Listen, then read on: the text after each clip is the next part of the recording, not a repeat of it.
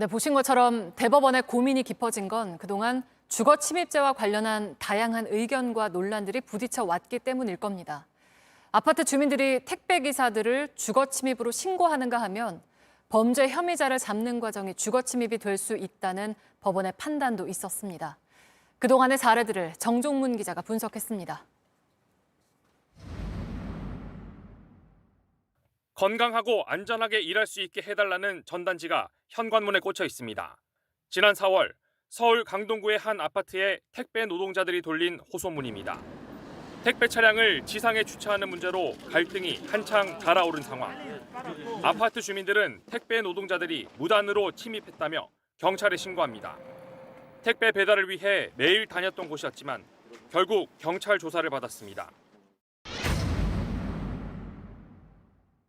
반면 주거 침입죄 말곤 처벌할 수 없는 사건도 발생합니다. 지난 2019년 혼자 사는 여성을 쫓아가 닫히는 문을 붙잡은 남성. 신림동 원룸 성범죄 미수 사건의 이 남성은 징역 1년이 확정됐습니다. 법원은 남성의 주거 침입에만 유죄를 선고했습니다. 성범죄에 대해선 증거가 부족해 3번의 재판에서 모두 무죄 판결을 받았습니다. 혼자 사는 집이 늘면서 비슷한 사건들이 이어지고 있지만 주거 침입죄 말곤 처벌이 쉽지 않은 겁니다. 지난해 5월 서울역에서 30대 여성을 다짜고짜 폭행한 이모 씨. 철도 경찰이 도주한 이 씨를 집에서 체포했습니다. 하지만 법원은 구속영장을 기각했습니다.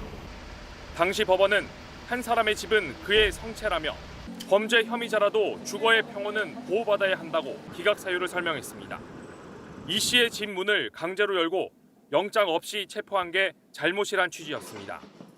적법한 절차를 따르지 않았다면 범죄 혐의자를 쫓는 수사 과정도 주거 침입이 될 수 있다는 선례를 남겼습니다. 이 밖에도 주거 침입에 대한 법원의 판단은 다양한 장소와 상황에 따라 나뉩니다. 음식점이나 공중 화장실도 문이 열려 있었는지 여부 등에 따라 판단이 다릅니다. 대법원이 상황에 따라 변하는 집과 침입에 대한 새로운 기준을 제시할지 주목됩니다. JTBC 정종문입니다.